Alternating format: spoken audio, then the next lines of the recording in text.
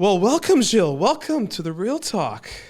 Thank you for having me. Yeah, I'm really excited to have you on. I know we've been connected. I know about PCX, known about you, and we actually connected, got closer, got to know each other more, shared a lot of insights, market insights, and it's in our industry. It's hard to because people think, are we the electronics distribution industry itself is kind of a segue. Company working on their own. They're trying to think, someone's being a competition, or someone's trying to be like, take my business. This is how it traditionally in the last, I would say, 20, 30, 40 years ago, a lot of that kind of ego was there. Companies don't want to communicate. They think they're stealing from each other.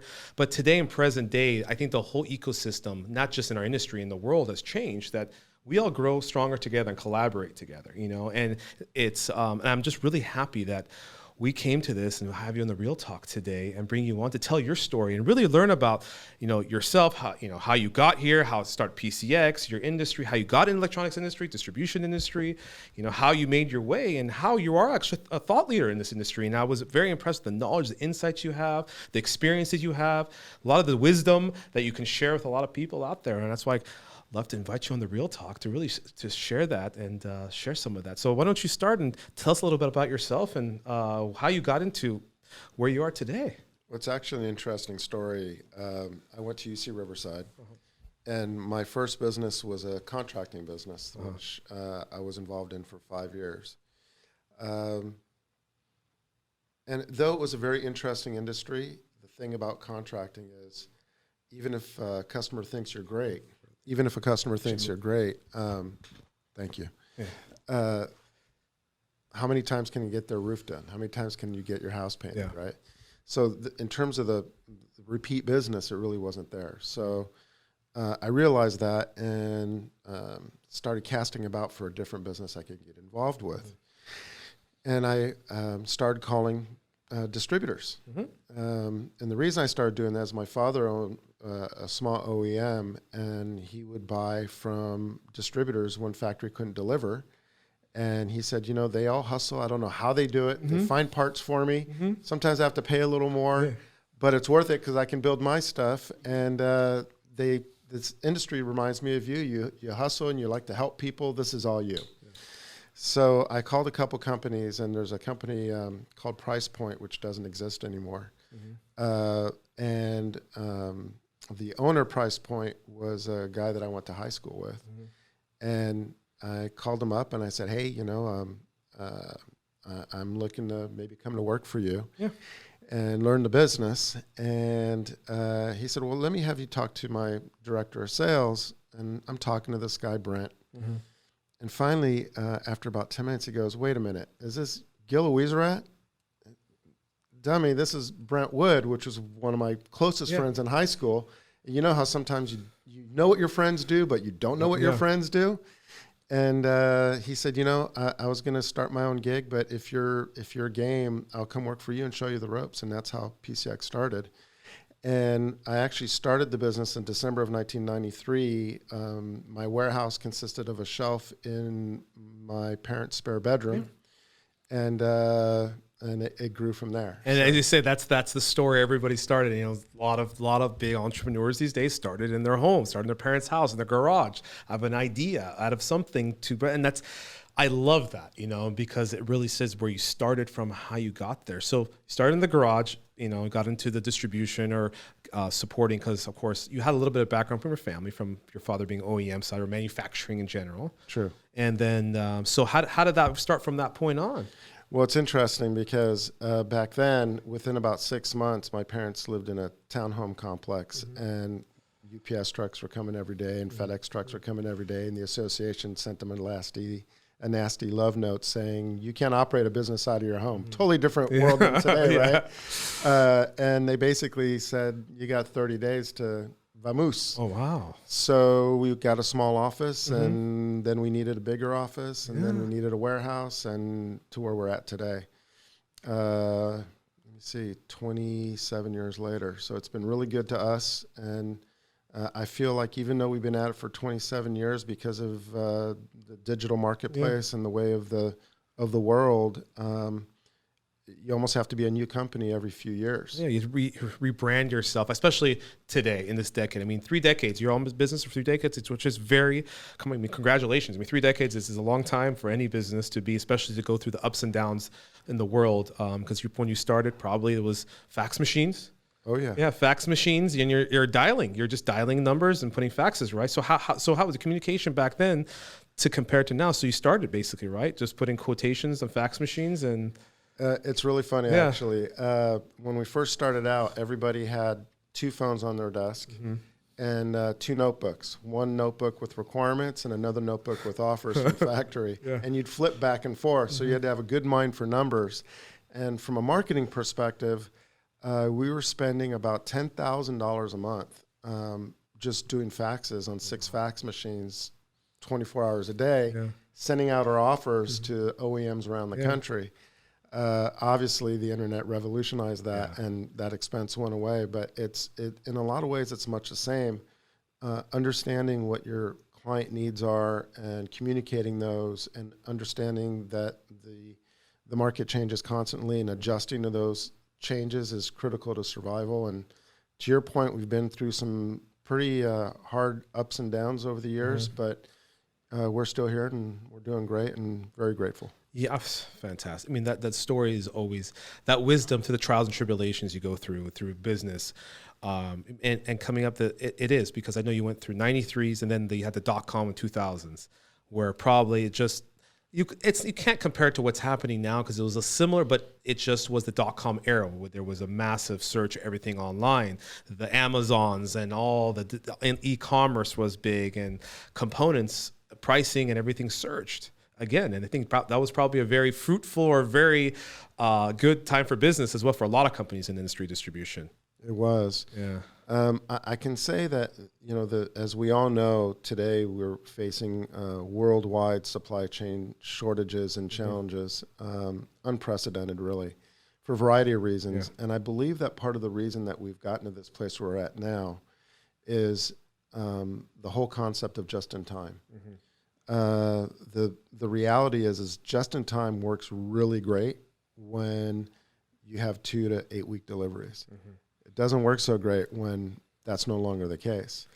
And we recognized that mid-year last year, that it was coming down the pike, because we could just tell we started getting notices that things were going pushed out. And then the trade war with China happened and is continuing. And then you overlay that with the challenges associated with COVID, and it's a recipe for a lot of pain in the supply chain. And we're happy to be here to help our clients as much as we can.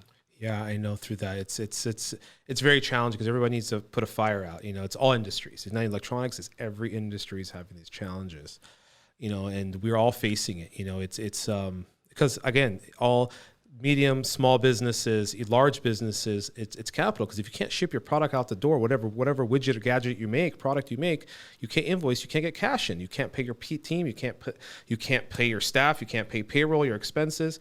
And a lot of smaller or mid-sized companies, they work off that, because they make a gadget, they make a product, whatever it can be. It can be electronic, or it can be a wood good, any type of good. And if they can't get one component, one piece, to be able to ship that out to their customer, they can't get any money coming in, and they can only last so long without any type of revenue coming in. And it's a pain point for a lot of people out there. The whole global industry is facing that.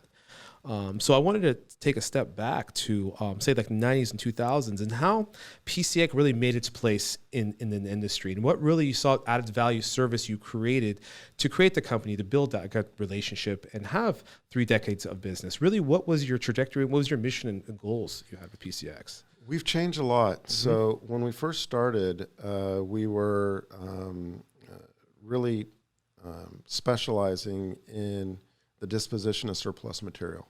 Okay. And so helping manage surplus inventories. Okay. And initially it was done virtually, and then eventually when we got a larger warehouse space, we became the title owners, if you will, of the material, usually on a rev share agreement. And as we grew and became more profitable, we started buying inventories outright. Since just-in-time really took off about 2006 through the present day, before this current shortage, there wasn't an awful lot of surplus material out there. So we started adding factory lines and a real specialty around quality inspection. We, as a company, got burned by a counterfeit material from Maxim back in 2005. And the chips looked great, the paperwork looked great, the markings looked perfect, everything was fine, passed our QC, no issue. We ship them to our customer, they call us a few weeks later, and when they finally put them on the board and said, hey, these aren't working, well, it ends up we sent them to a lab, analyzed them. There wasn't even the guts. It was just basically the encapsulation, right? No integrated circuit inside. And of course, the folks that we bought it from disappeared. And so that was our first foray into the concept of almost becoming like a lab. We bought our first X-ray machine at that point, quickly followed by XRF and so on. So the specialty that we developed was a very, very focused understanding of corroborating factors to either prove or disprove whether a component was valid or not. Especially when you're dealing with the open market, which that's where everyone's getting most of their product right now. So the understanding of that part of the marketplace as it relates to surplus material and making sure that you don't assume or presume that it is legitimate material is a key component of our business today. I can add to that. Is back in the 2005, 2004, in the early, that was the start of the big counterfeits coming out of, especially out of Asia. I mean, China pushed out a lot of recycled product. People, I mean, they're masters. They're recycling product, they're refurbishing, remarking, and that was, I think the quality assurance side came to life. A lot of the government standards started coming in, not just ISO, the AS, the boards, the guide depth boards, the process boards, because these parts weren't just going to commercial, they're going to aerospace and defense products. And I think that was the big eye-opener for a lot of people. It's like these components, well, how is our supply chain working? And there is a gap for, there's distribution, there's a hybrid distributors, the brokers, the back and forth independent distributors. There is a need for everybody in the ecosystem, right? So, and it was kind of, it was kind of put a tarnish on a lot of people. It's like, oh, where's the traceability, the factory traceability, the parts coming through, or what's your QC system coming to play? And a lot of big customers started putting all their approved vendor lists and processes do you have in play. And as I said, I think maybe one of many of the companies had to invest into quality assurance because probably some of your customers audited you. What are you doing for processes, right? How are you selling us the parts? Because they liked your service. They probably loved the company. Relationship was there. Problem is they hired people, outside consultants, say, hey, you have to have X, Y, and Z now. We're, for quality assurance through the processes, flow processes that come through from here's our PO, especially if you sell to aerospace and defense. So I agree to that. It was challenging because I think a lot of people had to pivot.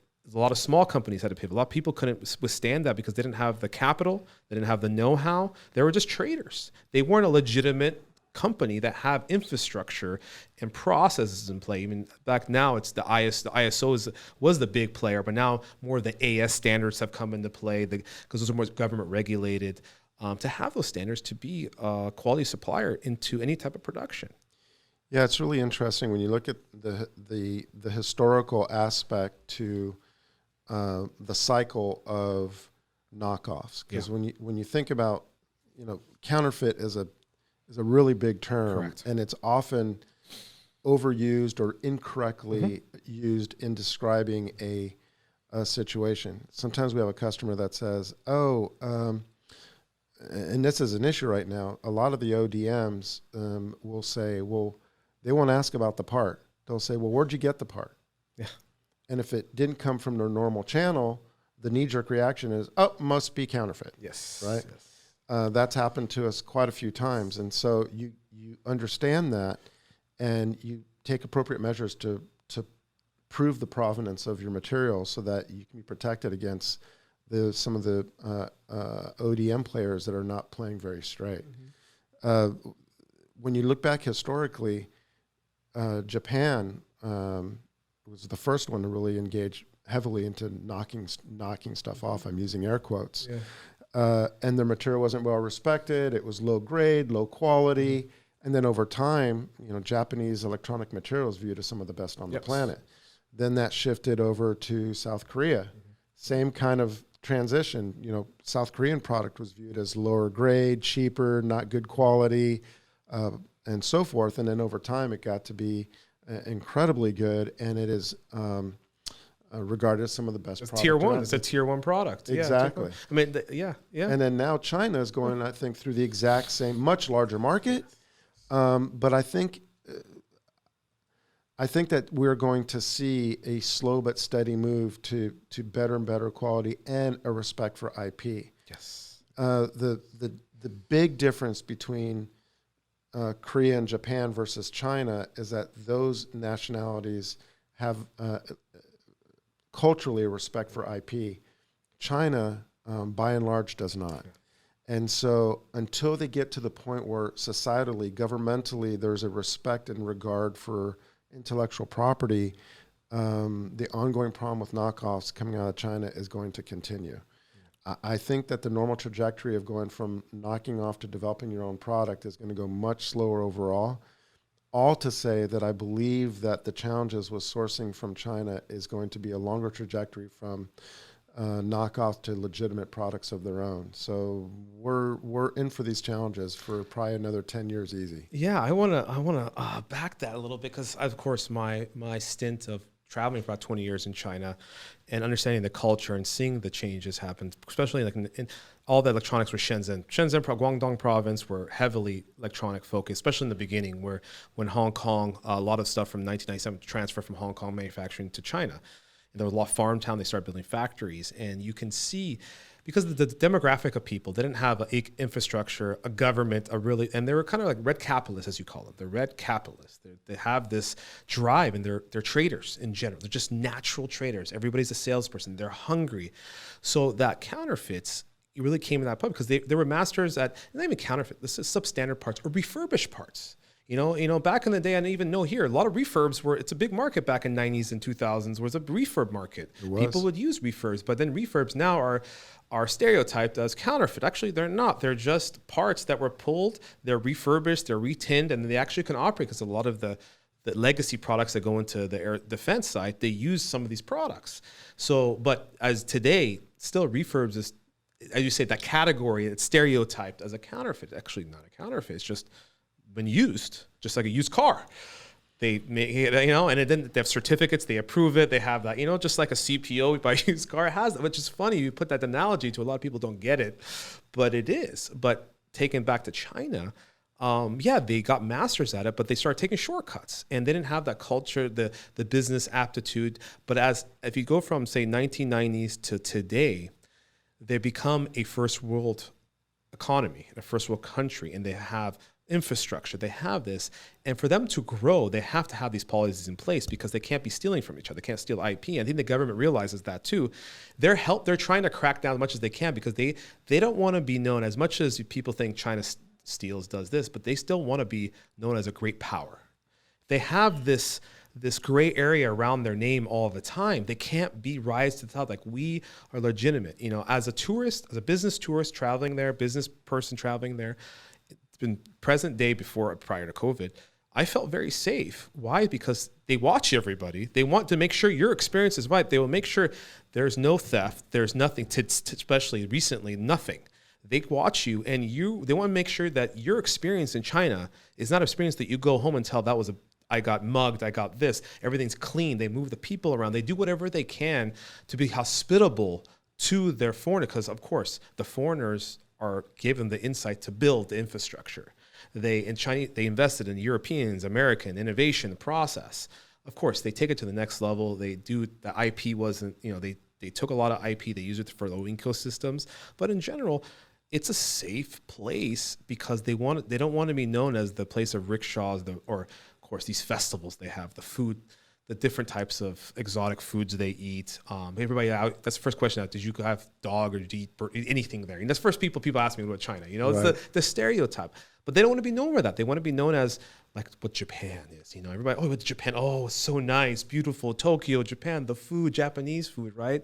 So I can see their long-term vision that they want to be there, but it's hard, because when you have a population of 1.4 billion people, to change that mentality, change the culture, it's hard for them. But you got to give it to them as, just like you say, them wanting to be that first world country, bring the grade up of production, be sustainable. And today, 70% of our raw material, indirect material in some way, form, or shape comes from China. And we cannot ignore that because it is there. You know, something from some component, whatever product you have, something comes from there or part of it. So it is very fascinating to me of really that he put that. I didn't even realize it. Japan was there at this grade. No, put South Korea. And now China is the next to bring out the product and bring their stuff to the U.S. standard, as you would call it, the Western standard. I'll say this. If I have my crystal ball hat on, I'd say that India will be next. There's still a lot of knocking off going on in India. And then it'll migrate over to the African continent. I think the cycles will be shorter, but I think we're in for knockoffs for probably the rest of our lifetimes. And it's a vexing problem, and it's part of what's causing so much heartburn in the supply chain. And everybody's not even components in purses, goods, shoes. You see it. You can see it all in billions and millions of dollars of counterfeits. Meat, yeah. Clothes, you name it. As technology moves and we get into that, the traceability comes to play. Is how do we have traceability? Just like the supply chain's kind of broken, it wasn't communicating just-in-time factor. Systems don't communicate. Data is not clean. But it comes to the traceability aspect of it. And today, I think in the future, my prediction, get your insight, I think the technology today, like blockchain, the journal, open, DeFi, central journal system that you can actually run things to that can check data points of where a product went, and it's coded. And now instead of having a traceable CFC document or where this thing originated from, you have all this paperwork that can be easily counterfeited. It's traced, and within seconds, you can find out where it went to, just like I said, foods, because foods is a big issue for counterfeits. Fish and meat are being counterfeited. It's unbelievable. And that's a big thing, that because we consume that, we eat it, it's counterfeit, it could kill, possibly injure us or harm us or kill somebody. And how do we have traceability on that? And through some of these technologies like blockchain and the new processes out there that can find out the homes and track the systems can really, what's your thoughts about that? I think there's room for it. Like anything, we have a saying at PCX, it always works on the whiteboard. Yeah, the theory always works. Yeah. It really does. It looks great on a whiteboard, but the second you translate that whiteboard work into actual execution, when the rubber meets the road, that's when you have some potholes you didn't anticipate and other challenges. Mm-hmm. I think that blockchain is the future of traceability. Unfortunately, there's such a massive proliferation of blockchains around the country, and some of them from, I don't want to call them bad actors, but let's just say blockchain coming out of Russia, blockchain coming out of some of the Eastern European countries that are not made for any other purpose than nefarious. Yeah. And the challenge with that, of course, is it's competing with organizations that have the opposite intent. So I think it's going to be, there's going to have to be some gold standards. The government's probably going to have to be involved in setting some of those standards on blockchain. The challenge, of course, on that is part of the allure of blockchain is the ability to be anonymous. Yeah. So how do you reconcile the anonymity with traceability? So it's kind of the immovable object getting struck by the unstoppable object. It's an impossible situation. So I think we'll work through it. Human beings are clever animals, but I do feel that could possibly be the answer. Another answer in the short term anyways is we're seeing a radical increase in onshoring. Yeah. I feel that that we may have gone, American society may have gone a little bit too far over the edge of offshoring and using subcontractors for material, and that's kind of bit us in the rear. And you're seeing some movements to try and reshore. I don't know how successful that'll be.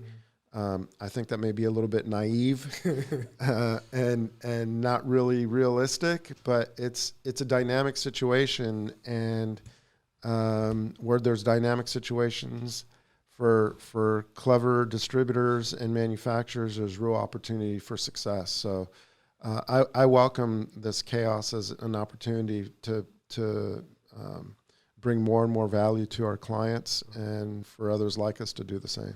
Yeah, I mean, going down that, kind of down that path of onshoring. What's your thought? I mean, I think the big factor was Wall Street pushing a lot of companies to maximize profitability and top line to get those squeeze those just in time. Everything is less liability in your books, all that process. I think Wall Street and ourselves agreed had to do a lot with that, where we transferred a lot of technology overseas to be produced, and we just brought it here for distribution to the end user. What's your thoughts about that? Do you think that's one of the big drivers? And do you think that the margins or people are going to start relooking at that ecosystem of how manufacturing is done? It's such a complex question because it's suffused with government regulation as it relates to employment, for example. Mm-hmm. The more complex you make tax regulations, employee regulations, corporate governance regulations, the more that costs. So those costs have to be taken care of somehow. So in my view, that pushes us to offshore and try and minimize our production costs. Mm-hmm. On the other hand, there's all the other risks associated that we've just talked about. So it's one of those things where I believe that we are going to become more and more niche operations. Mm-hmm. And really the companies that flourish are those companies that have the foresight to recognize that there's value in different cultures and different geographies around the world. I call it geographic arbitrage. Yeah. There's some real significant opportunities to engage in geographic arbitrage because each culture and each region has different gifts and different values that can really, when applied intelligently, have huge value. Yeah. Layer over that all the government regulation and everything else I'm talking about, it makes it very challenging. But again, same deal. Where there's challenges like that, there's opportunity for success and bringing value to your clients. So I know I just didn't answer your question. Well, no, but I agree, because it is a very multifaceted question that could come through, is Wall Street behind this? Is government behind this? Because government regulation, the process, and the last administrations over 20 years, and we've had so many changes in administration in the last 20 years, a lot of them, didn't invest in certain things that we should have. Instead, we maximize the profitability, maximizing the wrong. Let me take that back to China. China subsidized a lot of their production, a lot of their costs, a lot of raw materials for factories to be competitive in the global market, right? For us, we didn't subsidize or invest in it. We just outsourced it to, because we had the know-how. We outsourced it, say, to companies like Southeast Asia or China or even Mexico, and we kind of just got away from that. Instead of investing into our people and keeping some of that here, we just let it all go. So it could come, you can't blame there's multi-different administrations. And I think one thing that we need to refocus ourselves is, especially today, is we have a long-term goal. We have to have an initiative for, instead of every 48 years, our change direction is a challenge for us, compared to other administrations. Again, go back to China, they have a long-term vision because they can look out 30 years. Sure. And they can build for 30 years. But if we do every 4 years or every 8 years and we have to do all these regulations and change parties, it causes us, as much as we're the most innovators, we're the most thoughtful, everybody wants to be Western, we live USA, made in USA, and we're so pronounced, but democracy has a lot of deficiencies and problems, and it's not the know-how be-all. Democracy is not the best thing that can happen to some countries. So there are pluses and minuses everywhere, but these are things I think that together through technology today we can really work ahead and learn from the past. Yeah, it's one of my more significant mentors, a gentleman by the name of Jim Beck, taught me a really interesting anecdote. Mm-hmm. Business around the world is very much like a balloon. Yeah. When you poke your finger into the side of a balloon, it doesn't necessarily come out the exact opposite. Sometimes it goes in a completely unanticipated direction. And that's business. Yeah. And that's often life. Mm-hmm. So, we're like this giant balloon, and we put pressure on one end, and we have no idea of the cause and effect that it's going to that's going to happen, and that's kind of what this discussion is about. So really, the next answer is, okay, so how, for us, what do we do? How do we handle it? And so you have to be guided by principles, things that you're willing to do and not to do, and you have to live by them, and you have to stick to them, come hell or high water. And some of that is, making sure that you do everything in your power to ensure that your clients never receive substandard material, making sure that you have the best possible QC, not just systems, but people, holding yourself accountable to a higher standard, even when your customer says, I don't care, just ship it. Because to your point, they need to build something and they'll take something substandard to do it. I'm not going to tell you who the manufacturer was, but I'll give you an example. A manufacturer that we used to do business with, we don't anymore, that made defib machines. Okay. They use a 4 meg flash. And we bought up every 4 meg flash on the market to the point where all that was left was material that was compromised, i.e., counterfeit. I hate that term, but let's call it substandard material. And we told them, we said, look, this substandard material, it's going to have a shorter lifespan. There's nothing left. You're going to have to change your board. And with medical manufacturers, that's always a challenge. And they literally said, well, we don't care. We'll give you a release. Go ahead and ship that product. And we had to make a decision as a company. Wait a minute. This is going into defibrillation machines. Yeah. I do not want to be the guy life-saving machines, who needed that defibrillation machine to work and failed because of my flash that I shipped, even though you said it was okay. I'm sorry, sir. We're not going to ship it. Their response wasn't thank you. Their response is, fine, you're off the AVL. So, even people have a tendency to point fingers at China as bad actors, but there's plenty of bad actors here too. So as a company, you really have to take matters in your own hands and have a set of standards and really, I hate to use the term morals, but let's just call it business standards of high integrity and stand by them. So to me, that's the answer. Yeah. That as an organization and as a leader, that you set certain moral standards, integrity standards for your organization, and then stick to them. And then those companies that you resonate with, then you'll work with, and those that don't. To your point earlier about distribution's changed a lot, and I view it as co-opetition. You and I were talking offline, and we were talking about our product line and how we could cooperate and doing business together. It's a different world in that way. It's a different world. There's a business anywhere. And go back to your thing. It's like I always say, I'd rather do no business than bad business. And having that moral and ethical integrity, the company's missions and goals, I'd rather lose this revenue and not do business because it's our name. It's what happens because everybody always remembers that one time, right? Always. You can have 99% of all that one time can ruin everything for you. It doesn't matter in experience of business transactions, an experience going to a concert where the whole concert was great, but that parking situation was a disaster. And all you can remember is that parking because right? So, right? It's true. It's true. So these are the things that happens and your name, it's funny. It's like you build a reputation and in being as yourself or being for 3 decades in a business, like your name is, that's you have, and you build this reputation over time. And it's hard, especially today's markets. Like, how can we get the components? How can we serve our customers? They're yelling, complaining down their sides. They're threatening us. But again, sometimes become the therapist, let them vent because they have higher ups that they're reporting and pushing pressure on them. They're going to kind of lose their job or the KPIs they have to meet or the challenges, because I think we've been so heavy in KPIs and some of our customers or these OEM and especially EMSs, they pushing price of lowering the price. And at the point is, where's the value come for the service, the total cost of ownership of the product? It's all PPV, right?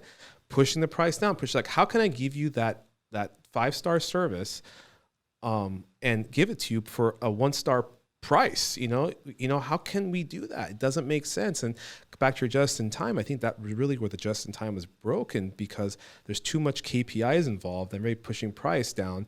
And people don't want to hold liability inventory because there's not enough margin in holding it. They're not banks because even doesn't matter what size distributor you are, you're holding inventory, you're holding liability, right?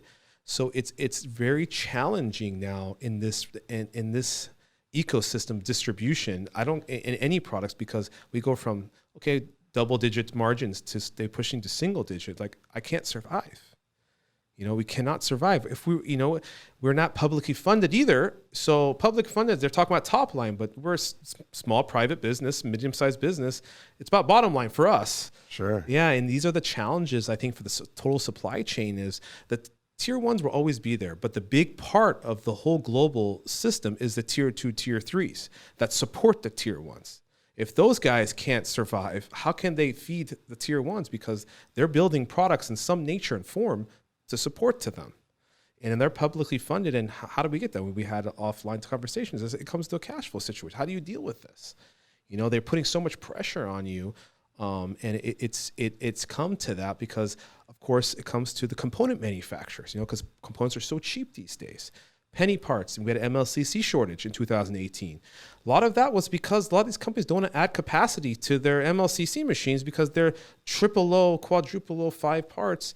Where they add all these lines of capacity where there's no actual profitability. They'd rather work on the high end where they have margin than work on the capacity. But because of the MLCC 5G, a lot more the form factors, everything's happens a lot. Tantalum has gone away. A lot of tantalum's gone away, and MLCCs have taken over that. And because of costing or the form, the size, and it's put that pressure on them. And a lot of companies we don't want to add capacity. Now they're like, what are we going to do? We all know like Muratas and stuff. They canceled, discontinued a lot of their sizes. We're like, there's no money in it for us. Right. The Japanese are like, this doesn't make any sense. Right. Why are we doing this? Unless we raise our prices, we cannot be competitive. And I think that has to do a lot in the component industry, is that push down on KPI and price on PPV has done that. We have to look at, instead of PPV of the TC, total cost of ownership of the product. We have, to build on that, standing on the shoulders of giants. Yeah. The one of the terms that we've coined, and I'm not the only one, but that we like to use is it's not about best price, it's about best responsible price. Yeah. And if we often have customers who will buy a product from another company and then send the product to us to QC for them. And so our approach there is we literally tell them, we don't want to know where you got it. Mm-hmm. The reason for that is we don't want your supplier to claim, well, that's our competitor. Of course, they're going to say our parts are substandard, right? Whether you got them from a really solid factory source, direct from the factory, or Aero or Avnet or wherever, or you got it from some small broker who has an inside connection to a manufacturer that had surplus material. Mm-hmm. We don't want to know, so that's that integrity thing. It's kind of a double blind. When we'll do inspections for customers, we make sure that they understand that we are happy to participate in them getting the best responsible price. Yeah. And that's how we offer that value. So when you're asking earlier, how do you differentiate? What do you do to bring value? That's back to that integrity thing, having the know-how and the equipment and the personnel that recognizes good product from bad. And hey, no one's perfect, right? But when you have those guiding principles, it tends to ensure that you're going to have the best possible result for your client in terms of keeping their supply chain safe. Yeah. So for PCX, as you said, you started out going into some of the excess inventories, selling, getting into that, and then getting into more the distribution side of product distribution and being principal suppliers. Really, what on that end is where do you fit in? Like, what target segments are you going to? You go in military, aerospace? You go into more industrial? Where is your guys' area that you really live right now? Because again, you can't go everywhere. So there has to be a spot to be able to focus on and bring value to your customers. It's interesting because you could almost segment PCX into two companies, because we have a practice that's very strong in the military and doing business with DLA, Defense Logistics Agency, which is the buying arm for the military and the bases around the world, which requires a whole different compliance the compliance, the paperwork, the inspection, the packaging. Yeah. In the commercial world, you buy 1,000 pieces of XYZ, you put it in a bag, you put it in a box, and you ship it, you're done. Yeah. Though that same order for the military, even if it's a resistor, gets bagged, one in each little bag and labeled in one each little bag, and it may be a 5-cent component, but the packaging is 20 cents. Mm-hmm. So the military has been great for us, and it's a growing part of our practice. And then the commercial side, we really like to focus on the manufacturers. We deal with a few contract manufacturers. Okay. So you're more OEM based. We are. Okay. Yeah. Okay. Not to say that the contract manufacturing base isn't a wonderful potential client base, but we're a small company, and we talked about this offline. Especially in the growth mode that we're in, we can't afford to be giving people 90 days, 120 days. And rebates and all the stuff that they ask for, everything, and the jacket and your shoes and whatever you can give them. The joke, and we don't need to name the names, Flextronics, but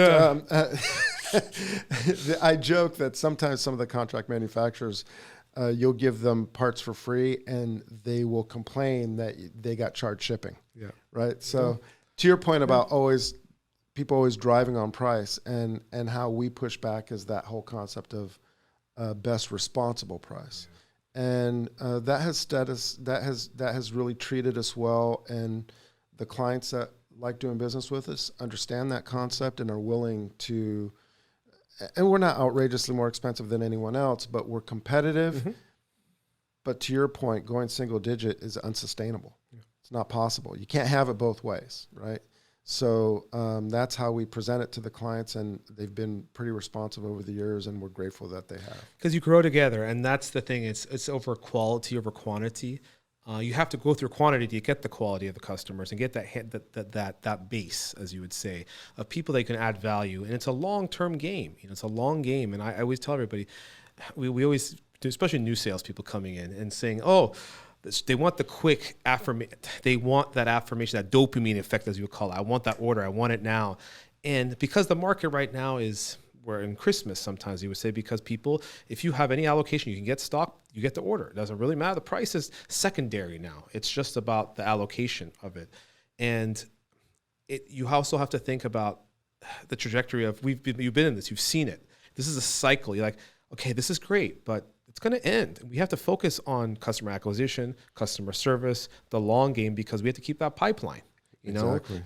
Christmas can happen, once every 5 to 10 years in this industry. And that's really pushes it, because but we can't take that and lose the foresight of the long term of having that vision, because customers also remember, if you start pushing things, you think it like, just because you have allocation, you have the stock, or you have something, I rule the world, and I dictate how this goes. No, the customer, it's a two-way street, Sure. And they're going to remember that when they come to you and you come back to them, hey, the business, the market stabilizes, and like, hey, was it orders? Oh, sorry, we're not preferred anymore because of what happened in the previous, because Sure. of this. And there's talk. So it's keeping that relationship.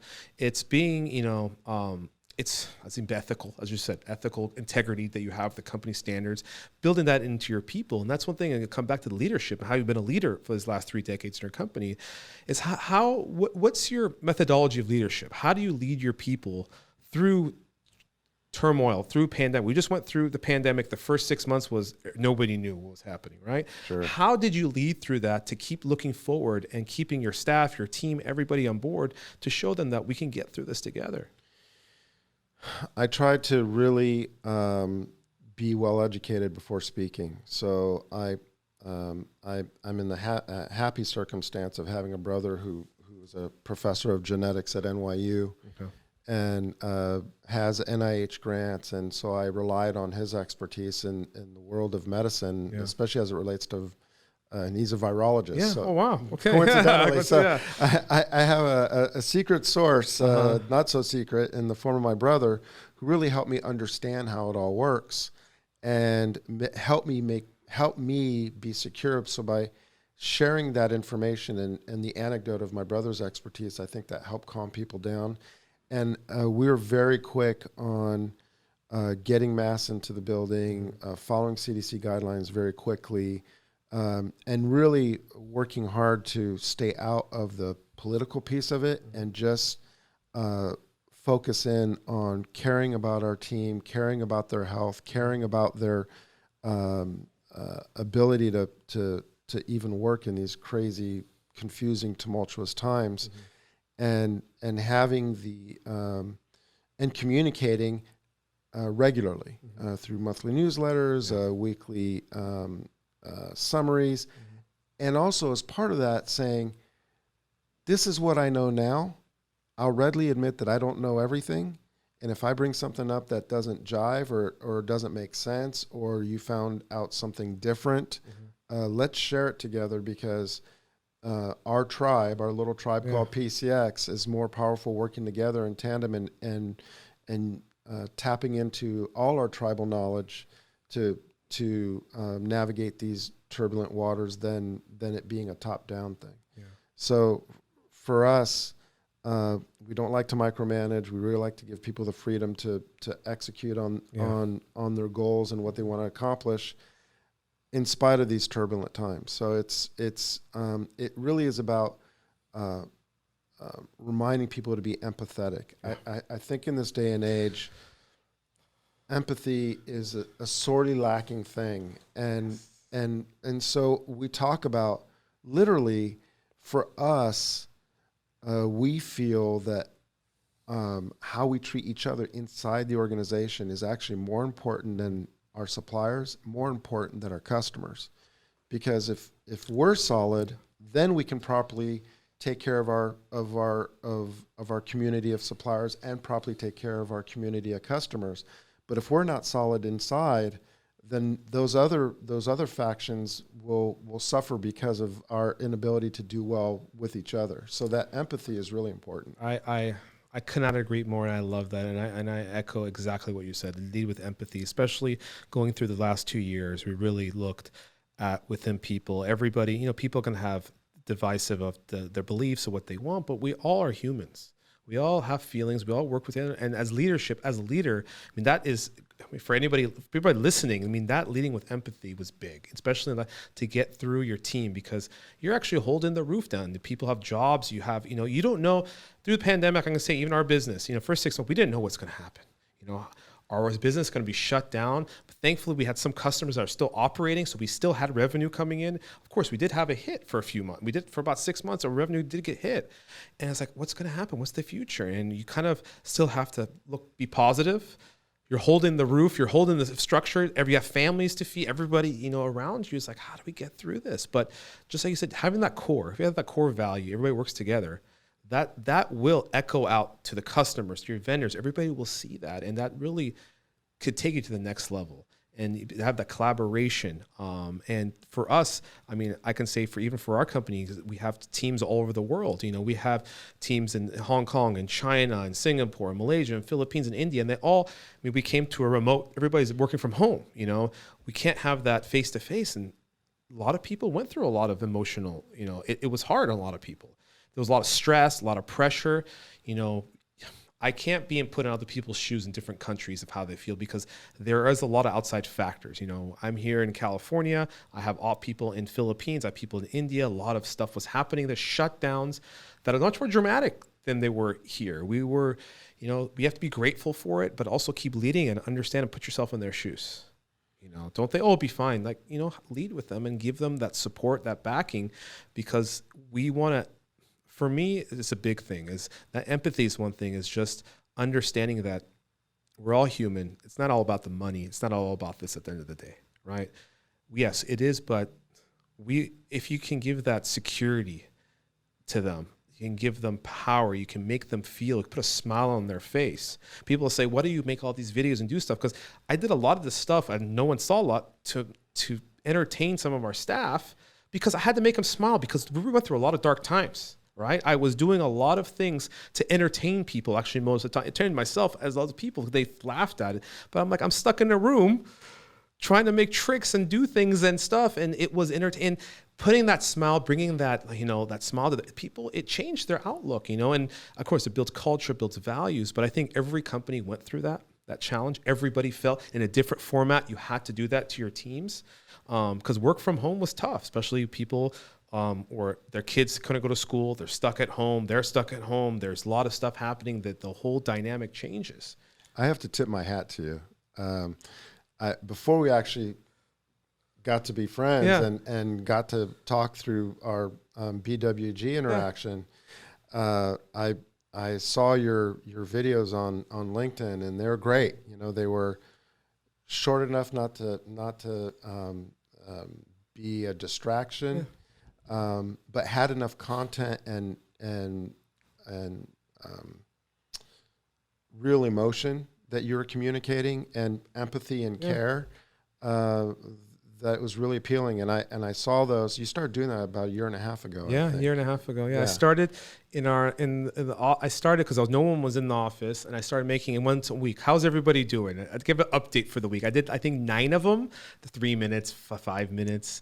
I had music in the background. I realized that was the time where I realized, like, copyright of YouTube music. You couldn't put music. You know, some things. You know, I got into all that. You know, But I appreciate it. Thank you, because I'm like, sometimes you always look at yourself. I look stupid doing this. I'm like, no one's at work. I'm like, at least I'm putting something out there, and I loved it.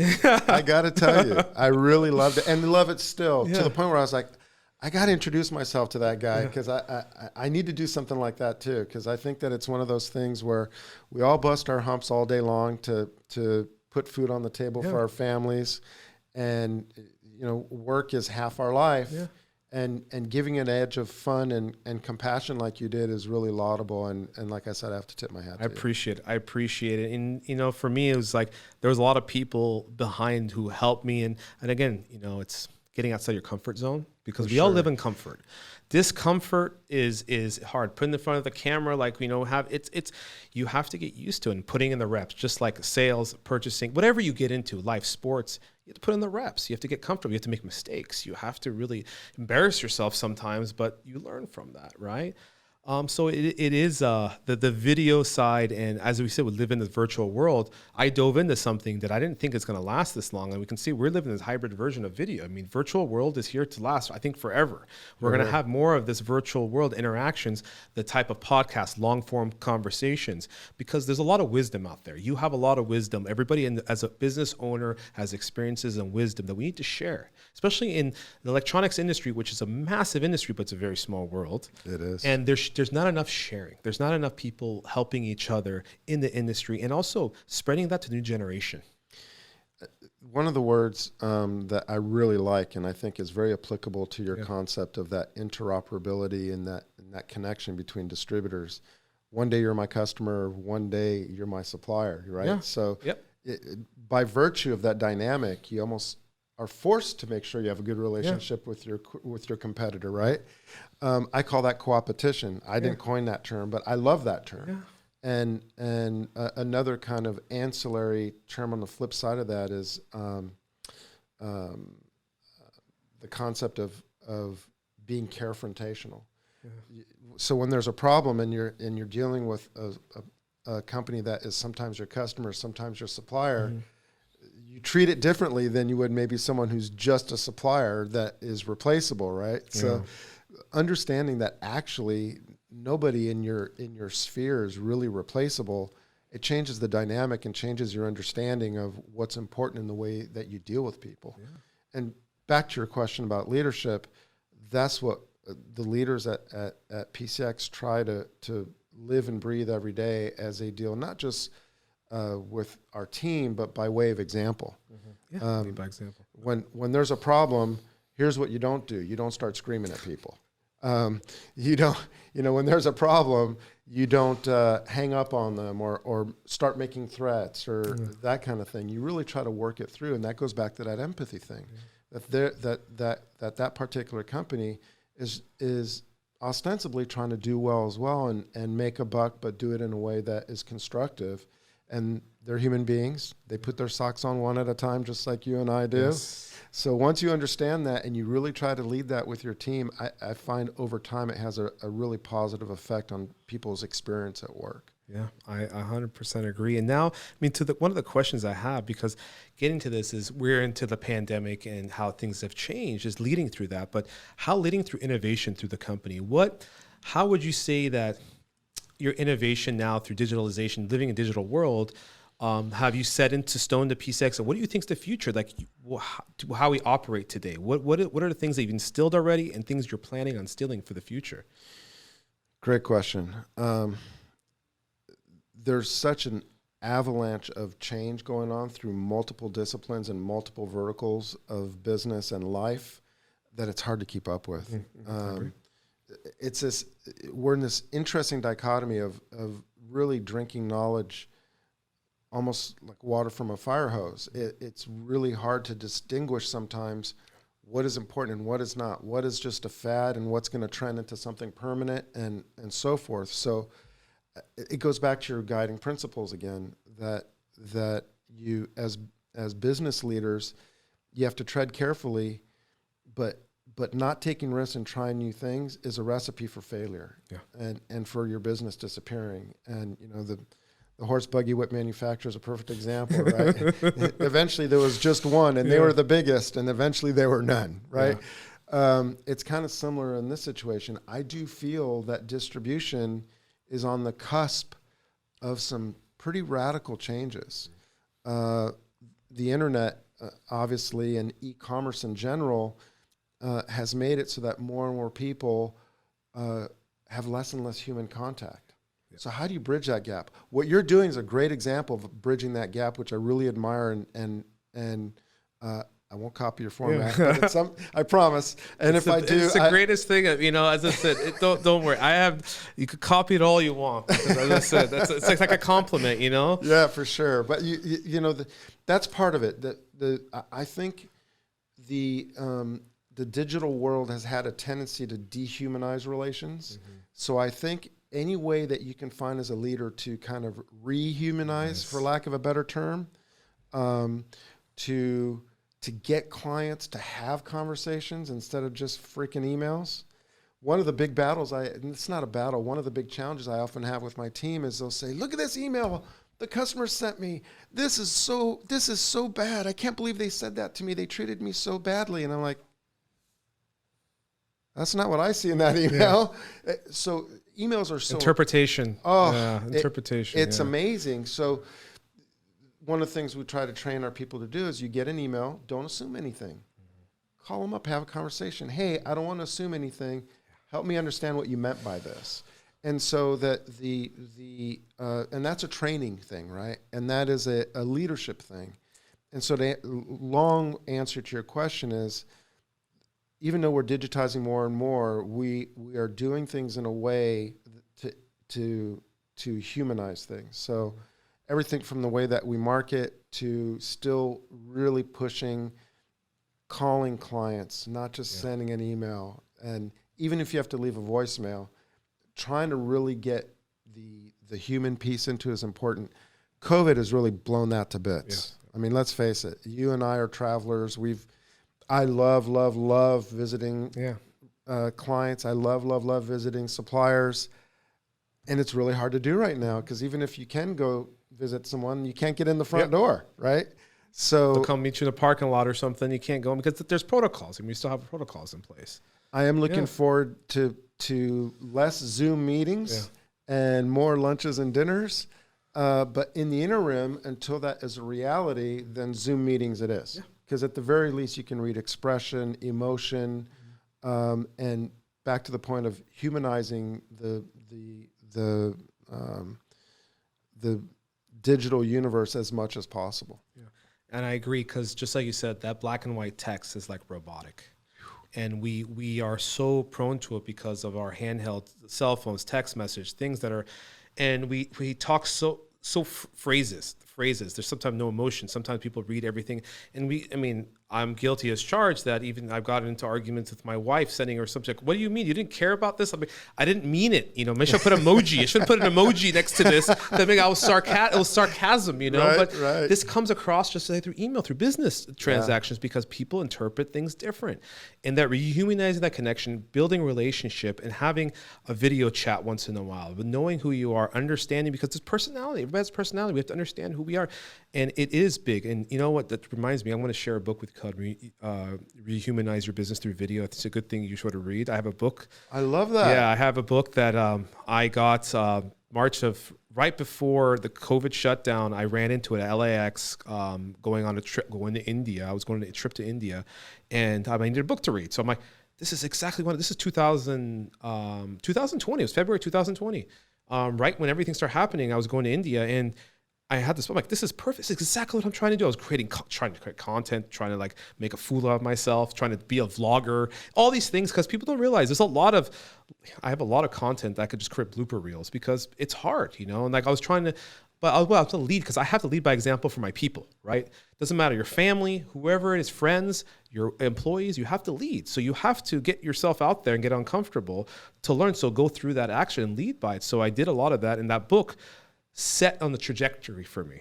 So hopefully I can give that to you, can really check it out, and maybe and go through that part of the trajectory of just humanize. Again, little things. It's not about using video for everything, just little things that can really change a lot of perspective and build a relationship, build a camaraderie, teamwork, build a value within customers.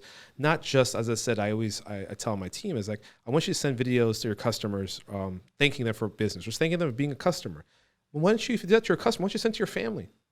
Send your family. Hey guys, I haven't talked to you in a while. Just want to send you a video, say thanking you. Don't just have gratitude, not just for your customers. Have gratitude for your family, for your friends. How many times have you sent happy birthday to someone through a text message instead of sending them a video? I send all my friends and close PFAM video, 30 seconds of happy birthday, instead of sending a text message that's just so generic, because it brings emotion, it brings heart. And you could put something in there that means something to them. It's just like getting now a card that's handwritten. A customer. I mean, if you get a handwritten card thanking somebody, like someone actually handwrote and sent it to you, it actually means something. Like, this guy actually took the time because it's taking the time out of their day. You know, these are the little things that could help change the experience, not just for business, but for life in general and building relationships, right? And that's how I look about it. Like, we have to lead by that, right? And that gratitude out there. It's brilliantly simple, and I'm sorry to report that I will be emulating it. But I will credit you. I will credit you warmly. I will credit you. I promise. Yeah. Now, I mean, coming to the list, I have a couple more questions. A question I have for you, as you have so much experience and knowledge, and I love your insight. What is your, I would say, the next year? I mean, not meaning like we know supply chains, but what do you think with technology of how we communicate through supply chain, the digitalization, because everything's online now. How do you think what's your thoughts on the API integrations, websites, how websites work, or going to ERP systems of being more intuitive and using data-based decisions instead of just the manual basis? What's your thoughts about that? So that's a great question. Back, and it's actually tangential to the whole concept of humanizing interaction. Using digitization is really important, but if there isn't a human component to it, i.e., almost everybody has moved to systems that, you know, send me this email, at best maybe a little dialogue box that you set up with, you know, someone in the Philippines or someone in India, and sometimes there's a language barrier and all that. Being committed as a business to having a human being actually answer the queries. The irony is that the world, I feel, is going to come full circle to the realization that human touch is the differentiator. We're partners in another business called Booyah Direct that distributes industrial products. And the big differentiator, and we kind of stumbled on it by accident. It seems so simple now looking back, but at the time it was kind of revolutionary. When they go to the website and they go to order something and they call, it isn't just a voicemail. We answer no matter what. And we really some of the products are pretty technical in nature. And we really walk through them and make sure they understand. When we communicate the tracking numbers, we We actually call them and communicate the tracking number, then send an email that says what we said in our voicemail. But the feedback that we're getting around that level of service is really remarkable. I mean, there's a couple catalog houses, we don't need to name them, but they've gotten rid of almost their multi-billion-dollar organizations with almost no sales staff. Yeah. And I do believe that over time, smaller players like you and us and others that introduce that human element are actually going to be really successful, because people get tired of not being able to talk to somebody. Yeah. And I agree, because I think that, again, the tier 2, tier 3 businesses, manufacturing, supply chain, they still need that. The tier 1s are going to work off machine learning process because they're at that level.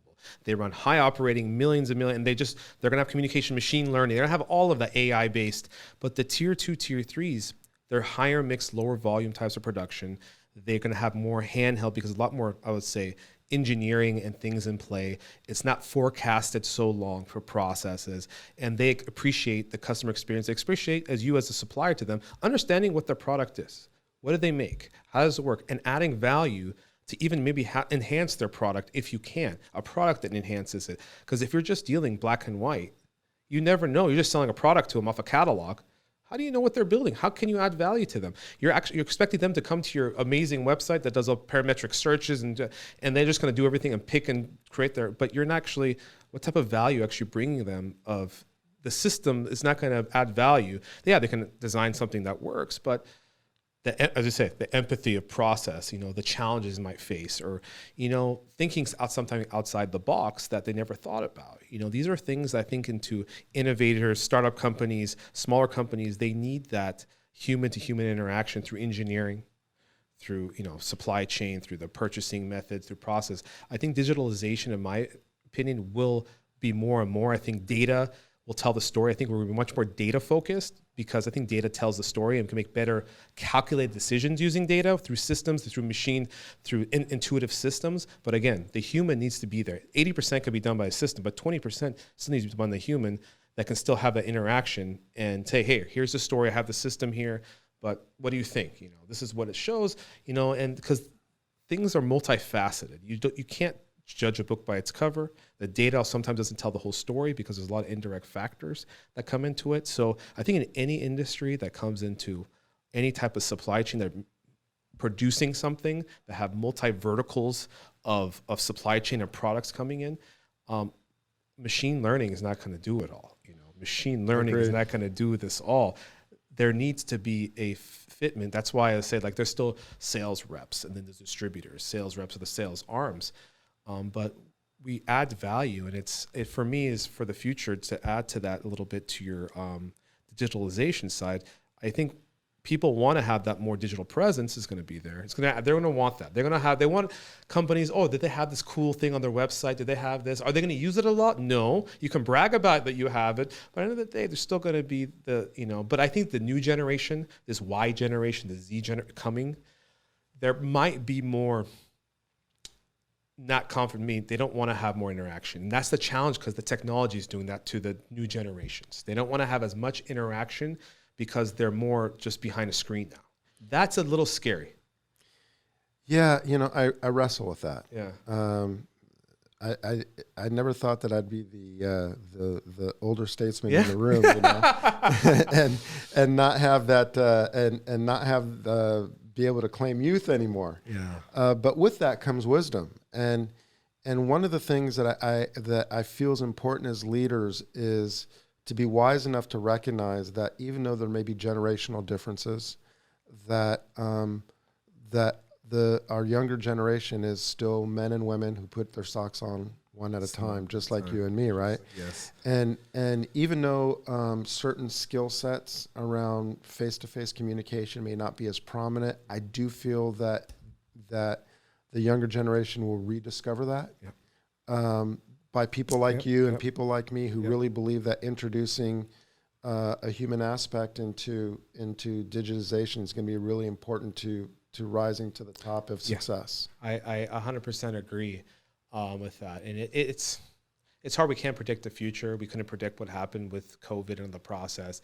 But again, what the funniest part was, we're using a technology that virtual communication, we had FaceTime 5 years ago, 6 years ago.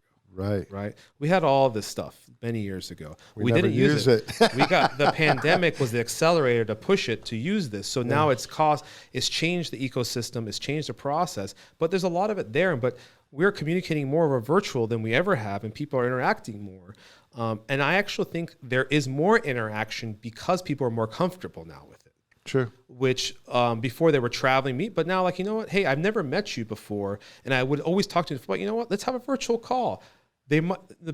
Before pandemic, they probably never want to do that, but now they have all the equipment because everybody's prepared, everybody has it. It's built in the laptops, or they have cameras, or they invested into it. Because I mean, if you didn't invest into camera or a microphone during the last 2 years, then I'm sorry for you. Probably you're working, or whatever you're doing. That's why I kept telling everybody. I'm like, you guys, it was funny. The first 3 months, everybody was like still not turning their camera on. I'm like, guys, we're not professionals. We're showing up to the meeting. You gotta look the part, be the part. Don't just work from home and roll out of bed. You know, these are a lot of things that we joked around with when we're like, some guys, what's going on here? Just because you work from home doesn't mean you can I just say sometimes let yourself go, but because it's comfort, right? It's comfortable. We always like to live in the comfort, but the most growth happens in discomfort, right? The most gain of knowledge happens in discomfort. And that's why I always tell even new generation, we have to seek discomfort. And seeking discomfort, as myself, leading my curiosity seeks a lot of discomfort. I put my foot in my mouth, some conversations I don't want to get into, but I'm like, you know what? That was amazing. Yeah, I learned. Philosophically, it can be really easy to generalize and to finger point at the differences between generations, but I really don't think there's an awful lot of difference. I just think that there's a level of comfort around certain technologies that you and I didn't grow up with as kids, right? Gaming wasn't really a thing when we were kids. No. We had, the Nintendo, or there was like Atari back then. The Atari. There was Commodore 64. The Atari just came out. That was back in the 70s, 80s. I mean, that was the Apple. Even that was the infancy of the compute coming to the. I agree. I think that as leaders, as long as we remind ourselves to have that empathy, as I've gotten older and as I've continued to learn and grow, I've really discovered that the more I can communicate the concept of empathy, not just for each other, but for ourselves. Like I have this conversation once or twice a week with one employer or another, where I'll be like, "Don't be so hard on yourself. Like, you made a mistake. Big deal. As long as we learn from it, that's all that matters. I don't care if you make, I can honestly say, I don't care if someone makes a mistake. I really don't. As long as we learn from it, you know? And so that's part of that self-love and that empathy thing about it's okay to make mistakes and learn from them. Yeah. Don't be so tough. Because a lot of times the younger generation, I find, will make a mistake and they'll run from it, right? Instead of embracing it. Well, yeah, because there's insecurity that comes into play. Back to that self-empathy and self-love. Self-empathy, that insecurity that comes because there's too much information, and sometimes the world of likes that we live in, because social media, everything's about liking this or not liking this. True that. And that's the thing with, it's okay you're different. It's okay, and leading with empathy. It's okay. It's okay. We'll get over this. And then that calming down as a leader, it is. And you know what? That's what I got to say, that this whole thing is, I really appreciate you coming in.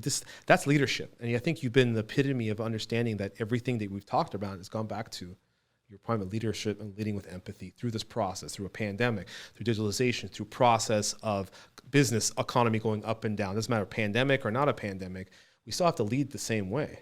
And ironically, sometimes people think that empathy is a soft skill, and the irony is sometimes being really direct and holding someone's toes to the fire is the ultimate expression of empathy. Yeah. You care enough to be uncomfortable facing that situation with someone about an uncomfortable topic, to share that with them so they have an opportunity to grow. And so empathy is not a soft thing. It's actually a really tough thing, and you have to be tough to be able to be empathetic. And I think, the biggest skill in empathy is listening. True. And that's the number one thing, because if you can't empathize if you don't listen. What'd you say? Yeah, exactly. Well, very much. Gil, I really appreciate coming on the Real Talk. Thank you for sharing this. This has been great. This has been awesome. Thank you so much. Again, we can go into rabbit holes of things. We can go into days, but of course, when things happen, I'd love to have you back on sometime. We talk about different subjects, things we get into, and I really appreciate the new friendship and what we have going on, and hopefully we can work better and closer together in the future to come. Thank you. Likewise. Yeah. And I got to say it again, and forgive me for being repetitive. I am so impressed with what you've done here. So I appreciate it. Thank you. It's very inspiring. Thank you. Thank you very much. And yeah, and we're out. Thank you very much.